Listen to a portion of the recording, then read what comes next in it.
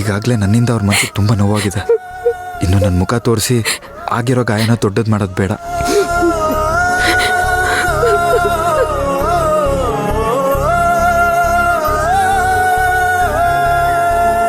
ಬೀಗ್ರೆ, ದಯವಿಟ್ಟು ನಮ್ಮನ್ನು ಕ್ಷಮಿಸಿ. ಇದರಲ್ಲಿ ನಮ್ಮ ತಪ್ಪು ಕೂಡ ಇದೆ. ದಯವಿಟ್ಟು ನಿಮ್ಮ ಮಗಳನ್ನ ಕ್ಷಮಿಸಿ, ನಮ್ಮನ್ನು ಕ್ಷಮಿಸಿ ವಾಪಸ್ ಬಂದ್ಬಿಡಿ. ದೇವಕಿ ಅವರೇ, ನೀವಿಲ್ದೆ ವಂಶಿ ಬಾಡಿರೋ ಹೂ ಥರ ಆಗ್ಬಿಟ್ಟಿದ್ದಾಳೆ. ದಯವಿಟ್ಟು ಬಂದ್ಬಿಡಿ. ಯಜಮಾನ್ರೆ, ಎಲ್ರಿಗೂ ಬುದ್ಧಿ ಹೇಳೋ ನೀವೇ ಹೀಗೆ ಮಾಡಿದ್ರೆ ಹೇಗೆ ಹೇಳಿ? ಎಷ್ಟು ಬೇಜಾರು ಮಾಡ್ಕೊಂಡಿದ್ದಾಳೆ ನೋಡಿ. ದಯವಿಟ್ಟು ವಾಪಸ್ ಬನ್ನಿ ಯಜಮಾನ್ರೆ. ಅಪ್ಪ ಅಮ್ಮ, ನೀವು ವಾಪಸ್ ಬರೋವರೆಗೂ ನಾನಾಗ್ಲಿ ಇವರಾಗ್ಲಿ ಇಲ್ಲಿಂದ ಒಂದ್ ಹೆಜ್ಜೆನೂ ಕದ್ಲಲ್ಲ, ಒಂದ್ ತೊಟ್ಟು ನೀರು ಕೂಡ ಕುಡಿಯಲ್ಲ. ಇದು ನೋಡಿದ್ಮೇಲೂ ನಿಮಗ್ ನನ್ನಿಂದ ದೂರ ಇರ್ಬೇಕು ಅಂತ ಅನ್ಸಿದ್ರೆ ನಿಮ್ಮಿಷ್ಟ. ಆದ್ರೆ ನಾನ್ ನಿಮ್ ಮಗಳು, ನಾನು ಕೂಡ ಹಠ ಬಿಡಲ್ಲ. ನೀವ್ ವಾಪಸ್ ಬರೋ ತನಕ ಇಲ್ಲೇ ಕೂತಿರ್ತೀನಿ.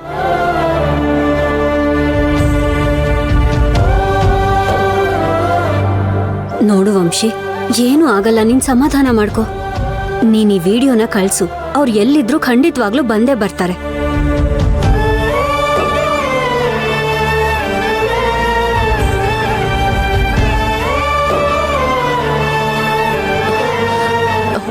ರೀ, ನಾ ಫೋನ್ ತೆಗಿಲಿಲ್ಲ ಅಂತ ನಮ್ಮ ವಂಶಿ ಏನಾದರೂ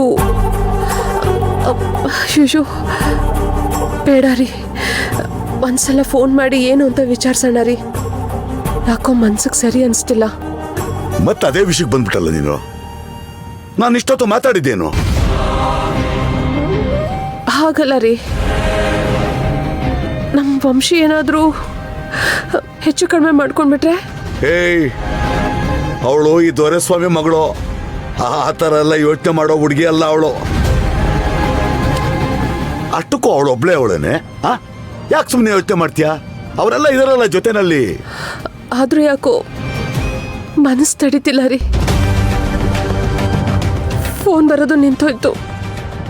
ಏನಾಗಿದೆಯೋ ಏನೋ. ಒಂದ್ಸಲ ಫೋನ್ ಮಾಡಿ ಕೇಳ್ಕೊಳ್ಳೋಣ ರೀ.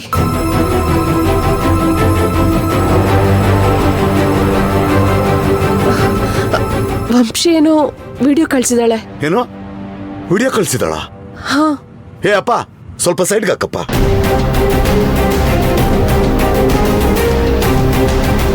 ಹಾ, ನಿಲ್ಸು ನಿಲ್ಸು.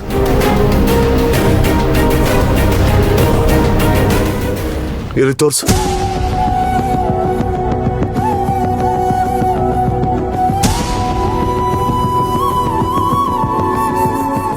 ಹಾಯ್ ಅಪ್ಪ ಅಮ್ಮ,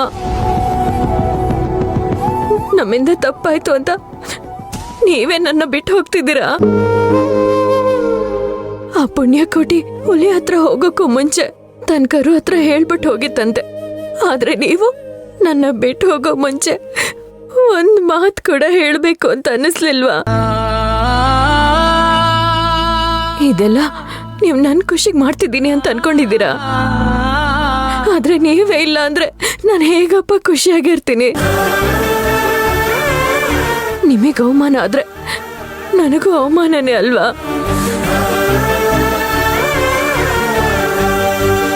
ಎಲ್ಲ ಸರಿ ಹೋಗುತ್ತೆ, ಗಂಡನ ಮನೇಲಿ ಖುಷಿಯಾಗಿರು ಅಂತ ಧೈರ್ಯ ತುಂಬಿ ಇವಾಗ ನೀವೇ ಬಿಟ್ಟು ಹೋದ್ರೆ ಹೆಂಗಪ್ಪ? ನೀವೇ ನನ್ನ ಶಕ್ತಿ ಅನ್ನೋದು ನಿಮಗೆ ಗೊತ್ತು ತಾನೆ. ನನ್ನ ಗಂಡ ಮಾತಾಡಿರೋ ತಪ್ಪೆ, ಅದಕ್ಕೆ ಬೇಕಾದ್ರೆ ನಾನು ನಿಮ್ಮ ಹತ್ರ ಕ್ಷಮೆ ಕೇಳ್ತೀನಿ. ಅಷ್ಟಕ್ಕೆ ಇಷ್ಟೊಂದು ದೊಡ್ಡ ಶಿಕ್ಷೆನ ನನ್ನ ತಪ್ಪಲಿ ಮಾಡಿ ಅಪ್ಪ, ಪ್ಲೀಸ್ ಬಿಟ್ಟು ಹೋಗ್ಬೇಡಿ ಅಪ್ಪ. ಅಪ್ಪ ಇಲ್ಲಿ ನೋಡಿ, ನಾನಷ್ಟೇ ಅಲ್ಲ, ನನ್ನ ಗಂಡ, ನಮ್ಮ ಮನೆಯವರು ಎಲ್ಲರೂ ಬಂದಿದ್ದೀವಿ. ಇಲ್ಲಿ ನೋಡಿ, ನೋಡು. ದಯವಿಟ್ಟು ನಿಮ್ಮ ಮಗಳನ್ನ ಕ್ಷಮಿಸಿ, ನಮ್ಮನ್ನು ಕ್ಷಮಿಸಿ ವಾಪಸ್ ಬಂದ್ಬಿಡಿ. ದೇವಕಿ ಅವರೇ, ನೀವಿಲ್ದೆ ವಂಶಿ ಬಾಡಿರೋ ಹೂ ಥರ ಆಗ್ಬಿಟ್ಟಿದ್ದಾಳೆ. ದಯವಿಟ್ಟು ಬಂದ್ಬಿಡಿ. ಯಜಮಾನ್ರೆ, ಎಲ್ರಿಗೂ ಬುದ್ಧಿ ಹೇಳೋ ನೀವೇ ಹೀಗೆ ಮಾಡಿದ್ರೆ ಹೇಗೆ ಹೇಳಿ? ಎಷ್ಟು ಬೇಜಾರು ಮಾಡ್ಕೊಂಡಿದ್ದಾಳೆ ನೋಡಿ. ದಯವಿಟ್ಟು ವಾಪಸ್ ಬನ್ನಿ ಯಜಮಾನ್ರೆ. ನೀವು ವಾಪಸ್ ಬರೋ ತನಕ ನಾನಾಗ್ಲಿ ಇವ್ರಾಗ್ಲಿ ಇಲ್ಲಿಂದ ಒಂದ್ ಹೆಜ್ಜೆ ಕೂಡ ಅಲ್ಲಾಡಲ್ಲ, ಒಂದ್ ತೊಟ್ ನೀರ್ ಕೂಡ ಕುಡಿಯಲ್ಲ. ಇದನ್ನ ನೋಡಿದ್ಮೇಲೂ ನಿಮಗ್ ನನ್ನಿಂದ ದೂರ ಇರ್ಬೇಕು ಅಂತ ಅನ್ಸಿದ್ರೆ ನಿಮ್ಮಿಷ್ಟ. ಆದ್ರೆ ನಾನ್ ನಿಮ್ ಮಗಳು, ನಾನು ಕೂಡ ಹಠ ಬಿಡಲ್ಲ. ನೀವ್ ವಾಪಸ್ ಬರೋ ತನಕ ಇಲ್ಲೇ ಕೂತಿರ್ತೀನಿ.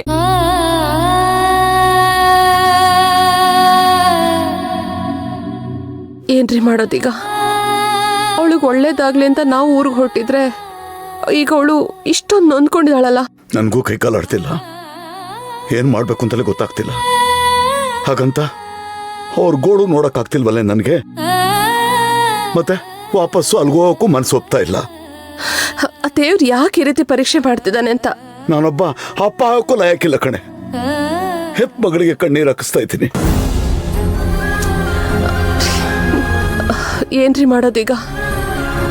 ಒಂದ್ ಕಡೆ ಹೊಟ್ಟೆಲ್ ಹುಟ್ಟಿದ ಮಗಳು ಈ ರೀತಿ ಕಣ್ಣೀರ್ ಹಾಕ್ತಿದ್ದಾಳೆ, ಇನ್ನೊಂದ್ ಕಡೆ ಏನೇನೋ ಆಗ್ತಿದೆ.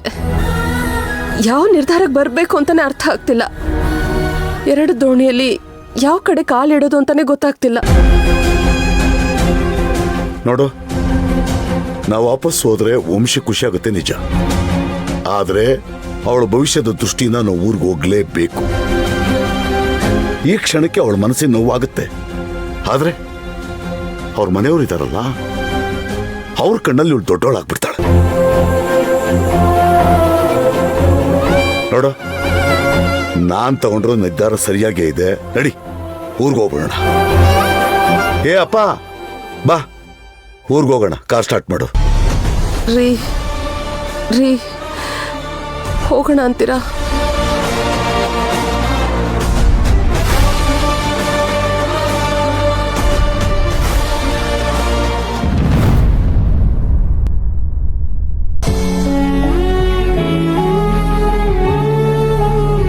ಬಸ್ಸು, ಆ ವಿಡಿಯೋನ ಅವ್ರು ನೋಡಿರ್ಬೋದಾ? ಅಮ್ಮ, ಅವ್ರ ವಿಡಿಯೋ ನೋಡಿದ್ದಾರೆ. ಬ್ಲೂಟಿಕ್ ಆಗಿದೆಯಲ್ಲ.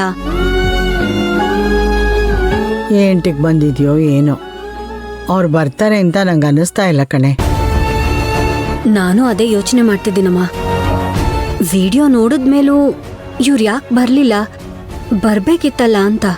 ಏನೋಪ್ಪ, ನನಗಂತೂ ಅವ್ರು ಬರ್ತಾರೆ ಅಂತ ಅನ್ನಿಸ್ತಾನೇ ಇಲ್ಲ. ಆಗ್ಲೇ ಕತ್ಲಾಗ್ತಾ ಬಂತು. ಎಷ್ಟು ದೂರ ಹೋಗಿದಾರೋ ಏನೋ. ಬರ್ತಾರೆ, ಸ್ವಲ್ಪ ತಾಳ್ಮೆಯಿಂದ ಇರಿ.